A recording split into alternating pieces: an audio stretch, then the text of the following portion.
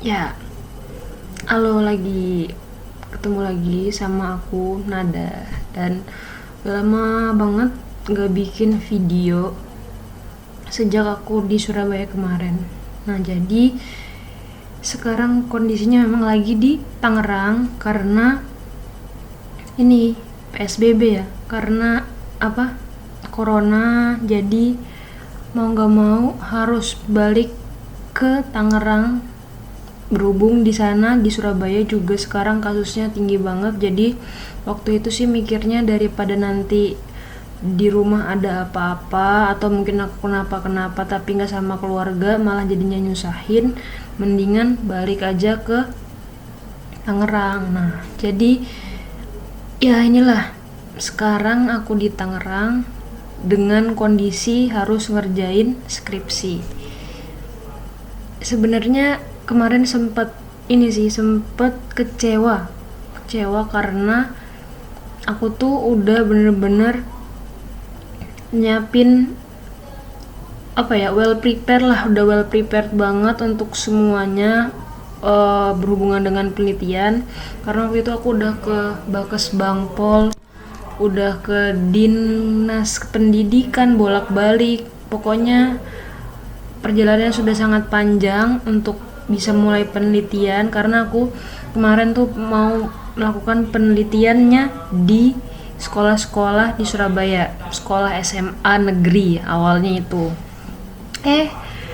Ternyata karena kondisi seperti ini tidak memungkinkan untuk bisa penelitian di sekolah-sekolah, dan akhirnya pas pertama kali menentukan mau pulang tuh kayak ragu juga sih, kayak bakal balik ke Surabaya lagi kapan ya, kira-kira tetap bisa nggak ya dengan apa yang sudah aku lakukan kemarin ini, persiapan kemarin ini tetap bisa terpakai ke depannya gitu loh. Jadi maksudnya biar nggak sia-sia apa yang sudah aku lakukan, tapi sebenarnya 50-50 juga sih, kayak aku juga kayak tidak menutup kemungkinan wah kayaknya sih nggak bakal jadi nih, cuman aku tidak mau menyia-nyiakan yang kemarin sudah aku kerjakan. Cuman ya memang kondisinya seperti ini, mau diapain lagi gitu kan. Jadi ya udah, pokoknya itu benar-benar masih 50-50, pokoknya yang penting pulang dulu ke Tangerang. Ya udah, akhirnya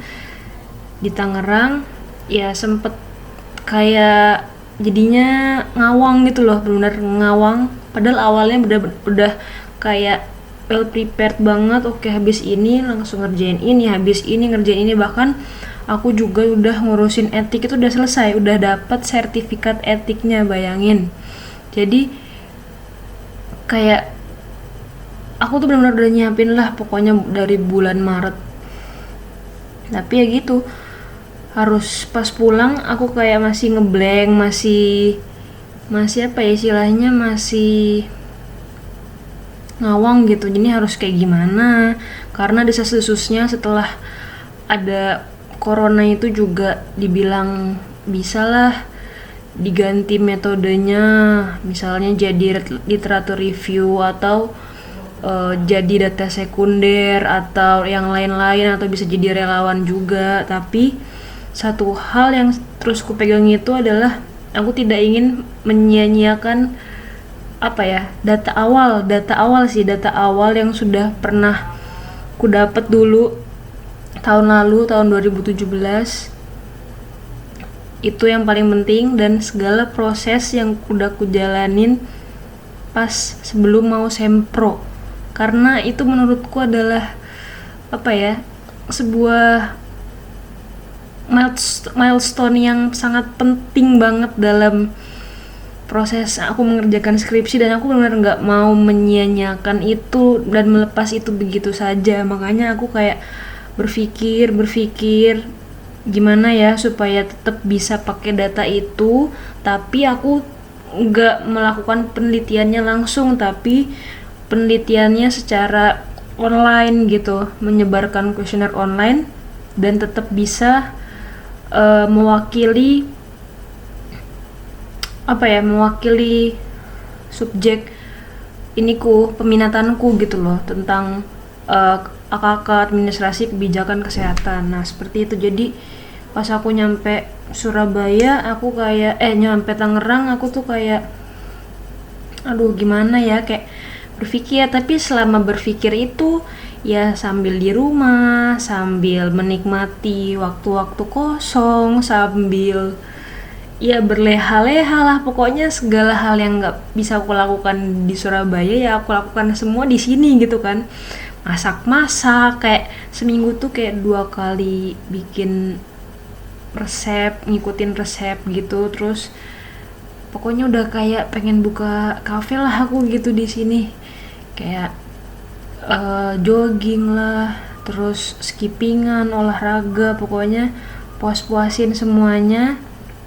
Tapi ya selama itu sih sambil mikir-mikir juga malam gitu, kayak malam aku mikir gimana ya supaya bisa tetap jalan, sambil nanya-nanya terus ke dosen pembimbingku, sambil konsul-konsul terus. Dan ya udah, jadi tapi jadinya sih memang agak terulur gitulah waktunya. Intinya tuh kayak memang agak terbuang banyak waktu dalam proses agak ngeblanknya ini, kayak belum tahu arahnya mau kemana. Sampai akhirnya satu titik aku kayak langsung, setelah banyak pertimbangan, banyak research juga, cari-cari tahu, baca-baca lagi, dan akhirnya adalah kayak satu solusi yang bisa tetap kujalankan dengan tetap memakai data awalku yang sudah pernah aku kerjakan itu kan, maksudnya hasil semproku gitu, tetap bisa aku pakai dengan cara mengambil datanya online, dan itu tetap masih bisa nyambung lah gitu istilahnya, kayak masih connect dan sesuai dengan tujuan awal yang ingin ku capai melalui skripsiku ini gitu loh. Jadi ya puji Tuhannya begitu bisa terpikirkan solusinya dan sudah dikonsulin juga ke dosen pembimbingku. Nah itu kayaknya bener-bener dapet kayak solusi praktis itu tuh akhir April, sekitar pertengahan sampai akhir April. Dan di situ aku kayak akhirnya mencari teorinya lagi. Nah, jadi meskipun masih nyambung, cuman teori dasar yang ku pakai ini harus agak berbeda dari teori yang sebelumnya, karena kan cara pengambilan dataku berbeda. Dan istilahnya yang ku nilai itu jadi berbeda arah. Jadi awalnya itu yang ku nilai adalah proses implementasinya di sekolah tersebut, di sekolah Surabaya.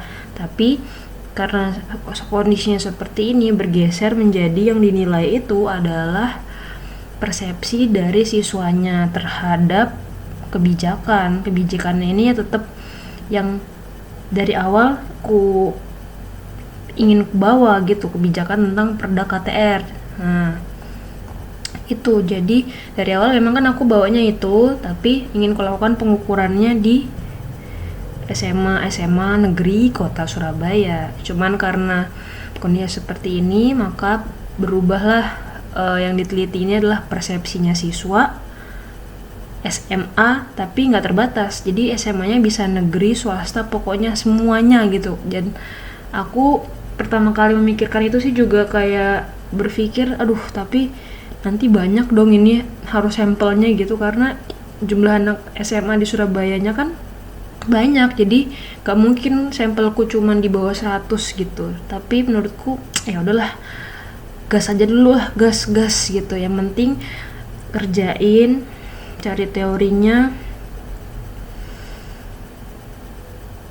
Dan akhirnya ya udah itu sampai akhir-akhir April, dan puji Tuhan sama dosen pembimbingku juga didukung. Terus baru masuk bulan Mei itu nyusun kuesioner dan ininya juga kayak kerangka konsepnya, dan cara pengukurannya itu loh, table yang ada cara pengukurannya kayak gitu, yaitu bulan-bulan Mei, dari awal Mei sampai pertengahan lah.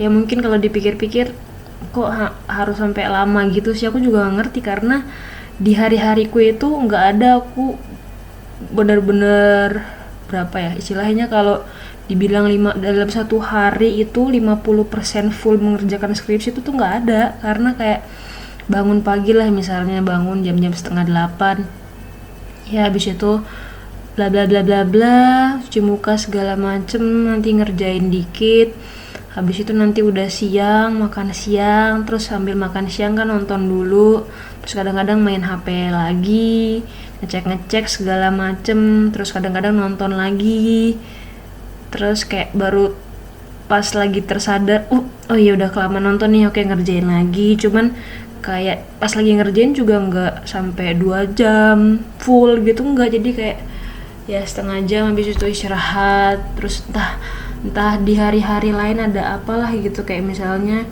ayo kita ini dulu, masak dulu, bikin ini bikin itu, terus naik ke atas ngerjain ini ngerjain itu. Ya itulah namanya juga di rumah banyak distraksinya gitu. Jadi ya menurutku sih mungkin itu salah satu faktor yang membuat pengerjaan kayak cuman bikin kuesioner aja bisa sampai setengah bulan itu. Kayak ya itulah, dan kadang-kadang aku pas lagi ngerjain pun nggak langsung dapet ide apa yang harus kutulis, kadang-kadang baca-baca dulu, tapi begitu dibaca kadang nggak langsung dapet apa yang mau kutulis gitulah.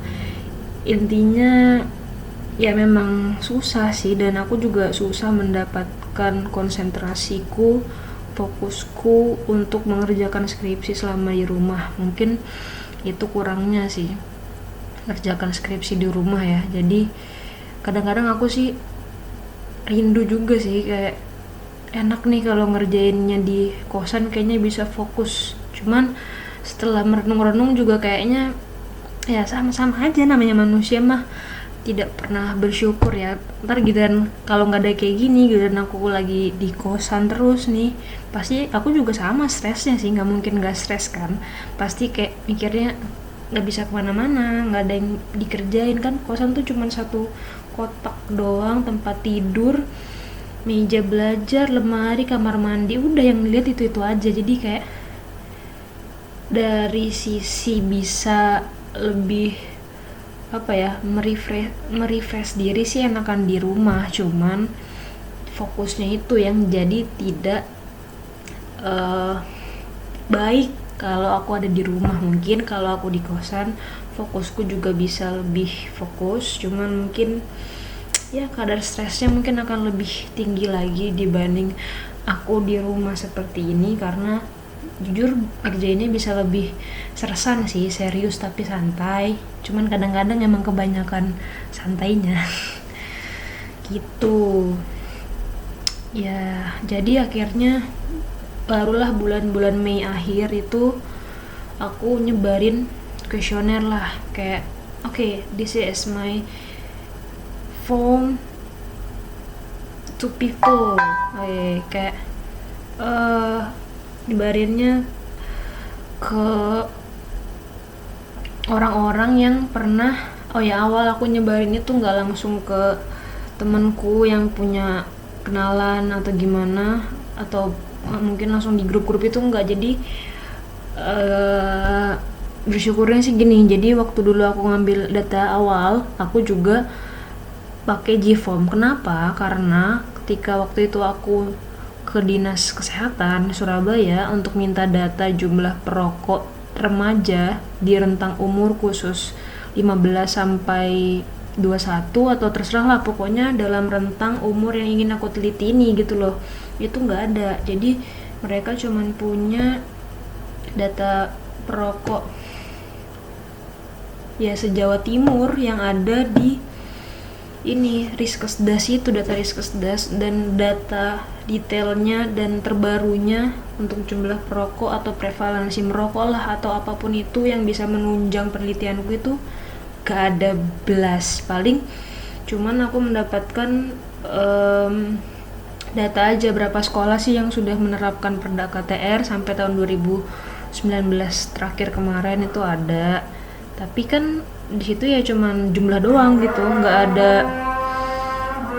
ada ininya juga sih, nggak ada penjelasannya apakah berhasil atau nggak ada. Jadi emang agak susah juga sih nyari data awalnya waktu itu, makanya setelah konsul-konsul sama dosen pembimbingku jadilah pakai Google Form juga. Nah, karena waktu itu pakai Google Form dan waktu itu aku mencari orang-orang untuk mengisi itu adalah dengan bertanya kepada orang-orang terdekatku, kalau nggak di grup apakah kalian ada yang punya kenalan orang Surabaya, anak SMA di Surabaya, kelas berapapun terserah. Dan waktu itu sih SMA negeri kan, waktu itu masih SMA negeri dan SMP kalau nggak salah. Oh iya, SMP dulu tuh aku mau menelitinya SMP dan SMA negeri di Surabaya, di kota Surabaya. Nah, makanya waktu itu aku nanya-nanyain, akhirnya aku lumayan lah dapet berapa banyak kontak gitu, langsung kontak adik-adiknya, adik-adik SMA-nya, barulah aku chat-chatin, aku kirimin formnya. Setelah mereka udah ngisi, aku minta tolong mereka untuk sebarin ke grup. Jadi ya itu, aku hanya mengharapkan dari situ aja sih waktu itu, kayak ya nanti kalau ketika disebar ada yang ngisi syukur, kalau orang pas ngeliat itu nggak ngisi juga ya udah, yang penting sudah tersebar lah gitu. Intinya kan kita nggak bakal tahu ketika itu disebar siapa yang akan melihat itu, siapa yang akan bernotis atau yang nggak notis, dan cuman berharap pada ya memang orang yang menotis itu dan mau mengisi, membantu aku gitu kan. Nah, jadi kemarin awalnya ketika aku nyebar kuesioner untuk penelitian yang sekarang juga itu adalah dengan ngechatin adik-adik yang pernah aku chat waktu kemarin aku ngechat mereka untuk data penelitian awal. Untungnya sih belum dihapus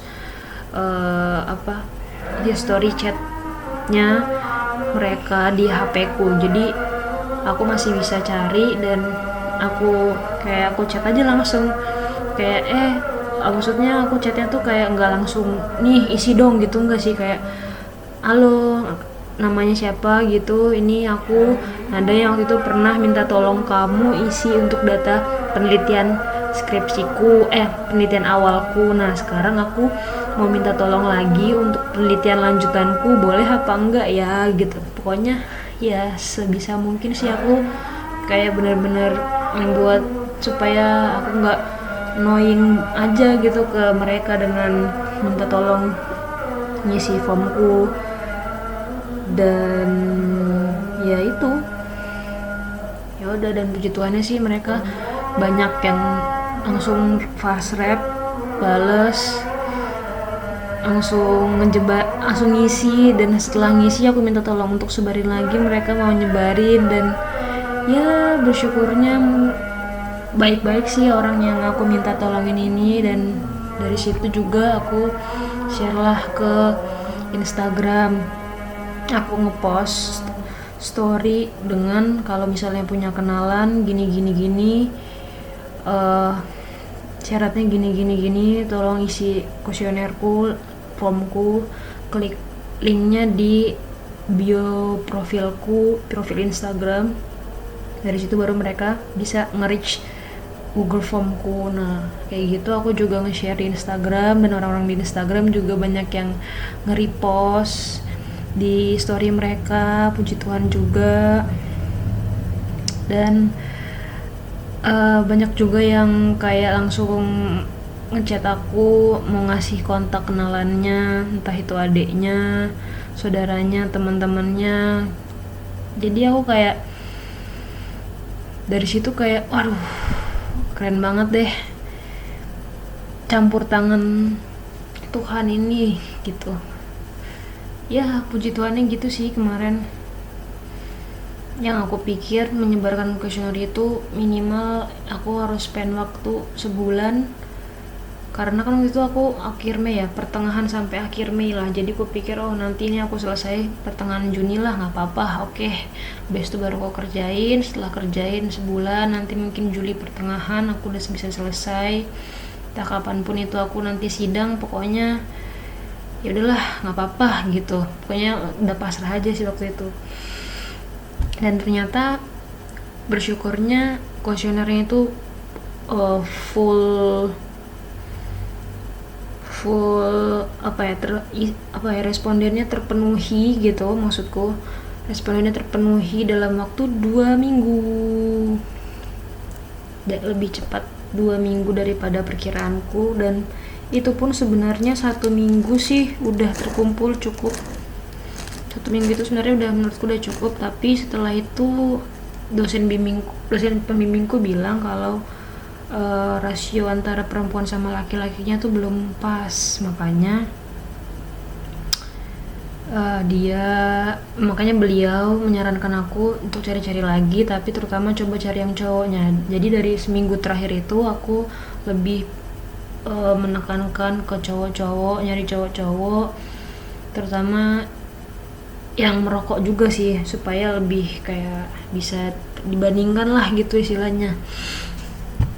Nah jadi ya udah, dari situ dosen pembimbingku ini juga ngebantuin, dia juga nge-sharein ke saudaranya, kenalannya, dan ajaibnya setelah beliau ini membantuku nge-share itu ke kenalannya beliau, jumlah respondenku tuh meningkatnya sangat cepat sekali.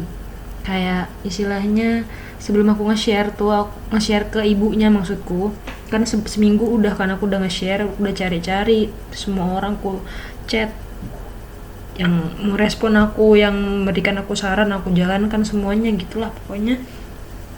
Nah setelah aku kasih ke ibunya, respondenku tuh nambah banyak banget. Jadi misalnya nih, hari itu aku kasih ibunya, respondennya itu 135. Aku lupa angka pastinya, anggaplah segitu, 135.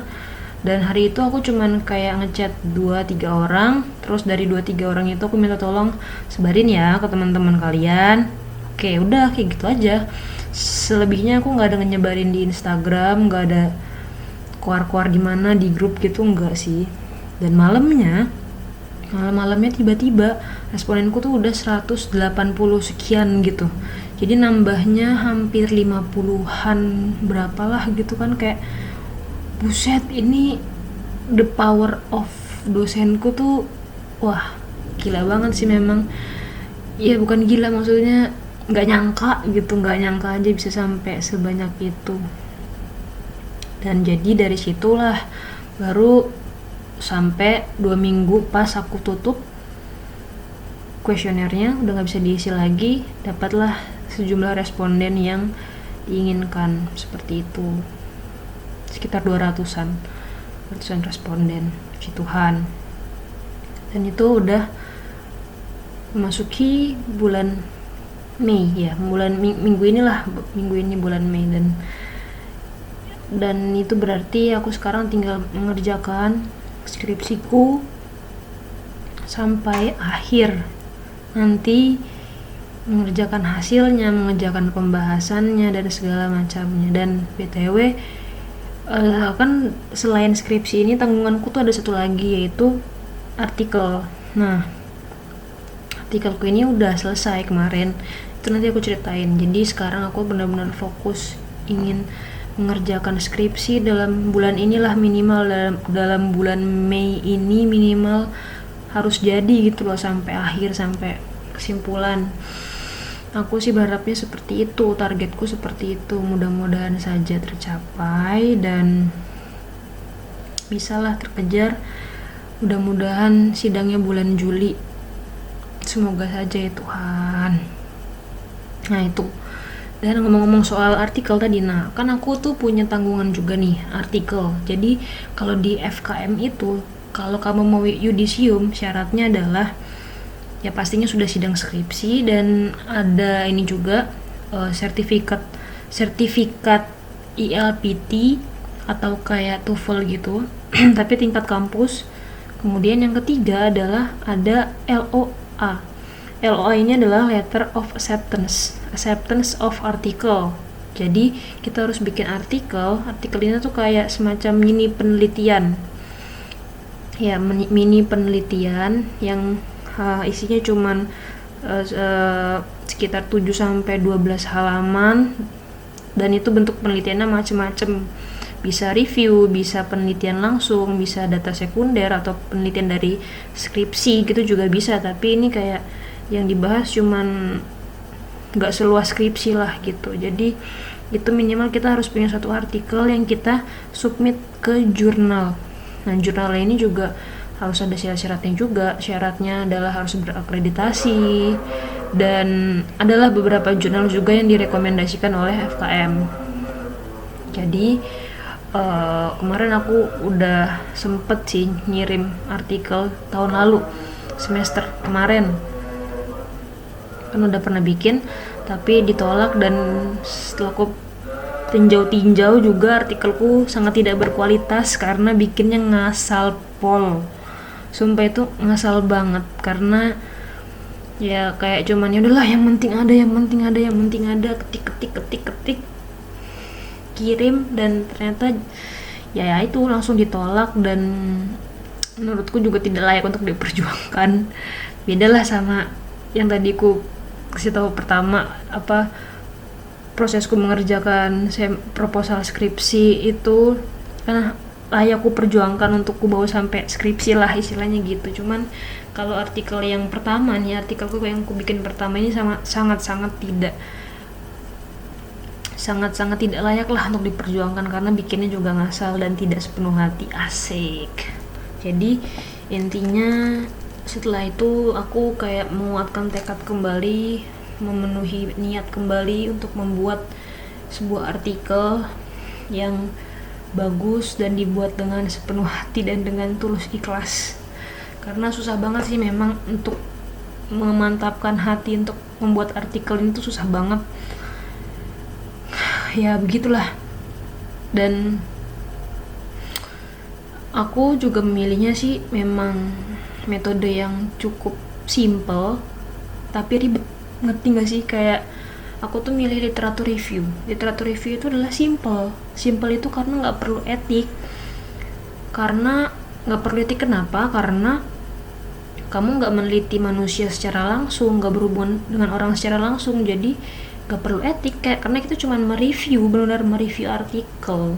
Tapi ribetnya adalah ya ketika kita mereview itu kita harus membaca banyak sekali artikel. Setelah membaca kita harus berpikir lagi, apa yang dari kita baca ini, apa yang mau kita breakdown untuk kita bahas di dalam artikel kita. Tapi jangan terlalu banyak juga, nggak semuanya dibahas, cuman beberapa hal yang penting gitu dong. Dan susahnya itu adalah ketika kita mau udah menentukan aku mau membreakdown tentang hal A. Nah, terus kita carilah artikel-artikel. Bukan gitu konsepnya, ulang. Jadi misalnya ada topik A. Nah, topik A ini ingin aku bahas. Oke. Nah, di topik A ini kan pasti banyak lagi cabang-cabang yang bisa menunjang si topik A. Nah, dari topik A ini aku ingin nanti di artikelku ngebahas tentang AC dan AD gitu. AC dan AD. Nah, oke, sekarang waktuku untuk mencari artikel dengan topik A. Carilah artikel dalam topik A yang sekiranya menurutku ketika melihat judulnya itu dia akan mengandung bahasan AC dan AD yang tadi ingin ku bahas gitu kan. Oke, cari-cari. Nah, setelah dicari, ya nggak mungkin cuman dianggurin kan, harus ku baca. Oke, ku baca lagi. Dan kebetulan memang yang ku ambil juga artikel bahasa Inggris. Kenapa? Nah, itu lagi ribetnya adalah ketika bikin literatur review, mau nggak mau sulit, dan memang sangat sulit, harus diambil lah artikel bahasa Inggris karena cakupannya akan jauh lebih luas dibanding artikel bahasa Indonesia. Karena ya di dunia ini yang tersebar banyak artikel bahasa Inggris, dan menurutku bahasannya juga lebih dalam, itu artikel bahasa Inggris. Jadi ya mau nggak mau harus artikel bahasa Inggris. Oke, dan tadi kan aku udah cari kan, udah baca, misalnya udah baca satu, ternyata yang aku cari ini nggak ada bahasan yang lebih dalam tentang si A, C, dan AD yang ingin tadi ku ambil. Akhirnya kan aku harus mengeliminasi ini dong. Oke, eliminasi, baca lagi yang lain. Tapi masalahnya ya itu sih, kadang aku baca satu aja tuh susah gitu fokusnya. Tiba-tiba entah terdistract apalah, entah harus mikirin apalah gitu kan. Ya itulah pokoknya. Apalagi awalnya aku udah menentukan mau bikin artikel tentang topik A ini, aku tuh masih di Surabaya sebenarnya. Itu awal-awal baru ada corona. 2 minggu pertama awal corona itu aku masih di Surabaya. Jadi ya kadang-kadang pikiranku juga terdistract gitulah, entah tiba-tiba aku mau ngelihat berita tentang corona atau kabar ini gimana, kabar itu gimana, gitu-gitulah. Jadi terdistract banget. Terus susah banget untuk mengumpulkan niat 100% untuk mengerjakan si artikel ini. Nah itu, terus susahnya lagi adalah yaitu ketika kita membaca artikel ya nggak mungkin baca semuanya gitu loh. Nggak mungkin, itu benar nggak mungkin kita baca semuanya dengan detailnya karena habis waktu gitu loh. Jadi mau nggak mau memang harus scamming kayak set kayaknya ada ini ada, oke lanjut lagi artikel berikutnya sampai menurutku sih nggak harus semuanya terbaca dulu, tapi kayak hampir setengah dari yang aku cari itu udah aku baca, baru aku kayak bisa berpikir lagi dari setelah yang udah aku baca setengah yang dari ku cari itu, AC sama AD ini mau aku bahasnya seperti apa sih, sehingga nanti bisa nyambung lah ketika aku tulis di artikel mulai dari awal sampai akhir. Nah itu tuh bener-bener sulit banget sih, nggak bisa aku dalam sekali duduk aku berpikir itu, aku mendapat ide, aku menulis, nggak bisa. Jadi kayak bener-bener harus mengumpulkan mood, mengumpulkan niat, dan it's really hard guys.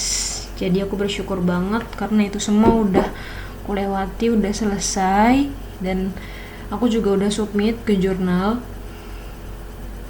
tinggal direvisi aja. Dan itu menurutku nggak tinggal sih, memang harus direvisi. Pasti revisinya nggak cuma sekali, akan ada beberapa tahap, tergantung ada berapa reviewernya gitu di jurnal tersebut. Tapi setidaknya aku sudah lega, tidak usah memikirkan artikel lagi, dan bisa fokus ke skripsi ini sekarang gitu. Jadi itulah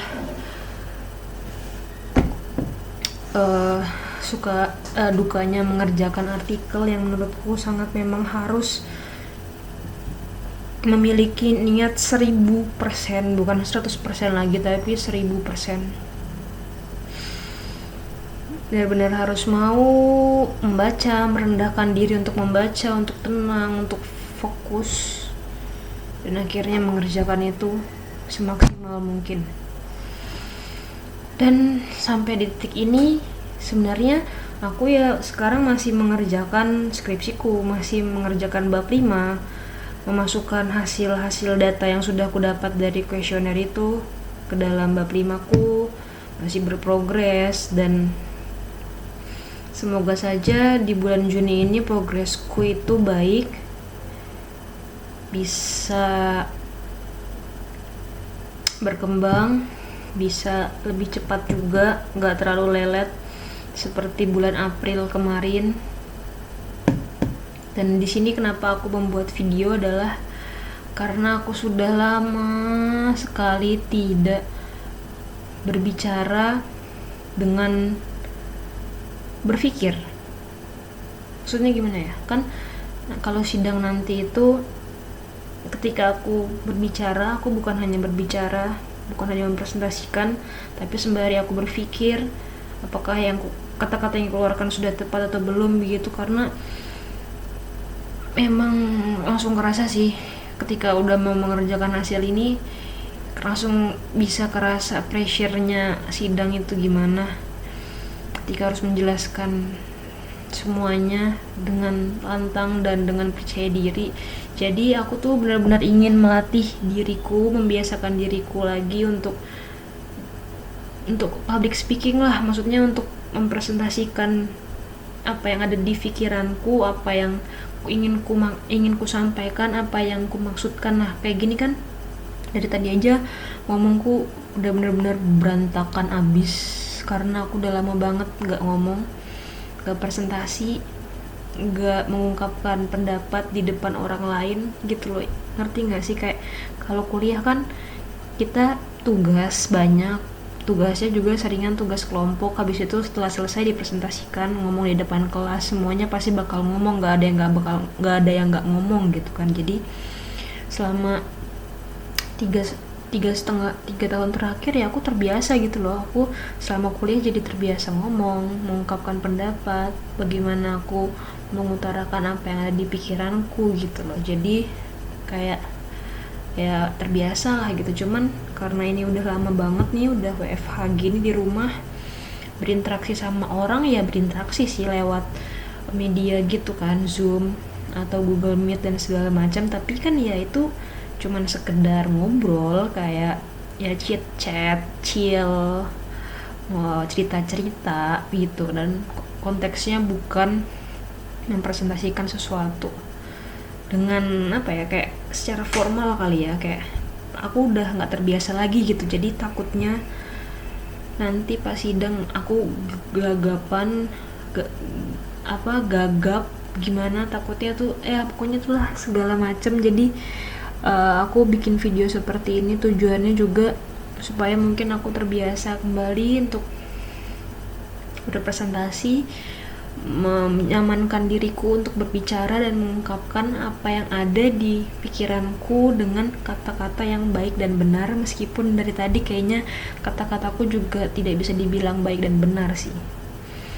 Tapi ya semoga saja dengan membuat video ini, sedikit cerita juga tadi, bisa membuat aku lebih terbiasa untuk berbicara, untuk mempresentasikan diri, dan untuk lebih tenang juga dalam berbicara. Karena aku yakin sih kayaknya cara ngomongku juga masih kecepatan. Benar kan? Kayak belum tenang gitu, belum runtut. Apa yang aku jelaskan juga kayaknya dari tadi nggak runtut deh. Kayak dari sini tiba-tiba ke sini, terus nanti balik lagi ke sana, terus balik lagi ke sini, akhirnya menceritakan yang lain gitu. Jadi ya begitulah susahnya mengerjakan skripsi di tengah pandemi seperti ini. Dan semoga saja meskipun kayak gini tetap bisa mengerjakannya dengan sepenuh hati, dengan tulus dan ikhlas, untuk bisa memenuhi tanggung jawabku selama berkuliah di UNER ini. Oke, gitu aja. Videonya sudah 38 menit, lama sekali. Semangat untuk Nada Ruth Febrisya Abigail Purba, dan semangat juga untuk teman-teman semuanya di luar sana yang sedang berjuang mengerjakan skripsi di tengah situasi dan kondisi yang pastinya tidak bisa semua orang lihat seperti apa. Tapi aku yakin pasti kita diberi jalan sendiri sama Tuhan untuk terus berjuang dan berusaha sebisa mungkin, karena mau seperti apapun rintangannya, yakin dan percaya tujuannya pasti akan tetap sama, dibuat oleh Tuhan. Begitu saja. Oke deh, tunggu sampai 40 deh biar pas. Dan jangan lupa kita harus selalu berdoa dan berserah sama Tuhan apapun kesulitan saat ini yang sedang kita alami. Karena kita tuh gak akan pernah tahu caranya Tuhan menolong kita itu seperti apa. Gak pernah akan terbayang dan kadang-kadang gak masuk di akal kita. Jadi berserah saja, jalani apapun yang kita jalani saat ini dan tetap terus bersyukur. Yang pasti itu harus dijalani dengan ikhlas guys. Ikhlas itu adalah kuncinya. Dengan ikhlas kita akan bisa mengerjakan segala sesuatunya tuh dengan baik. Dah.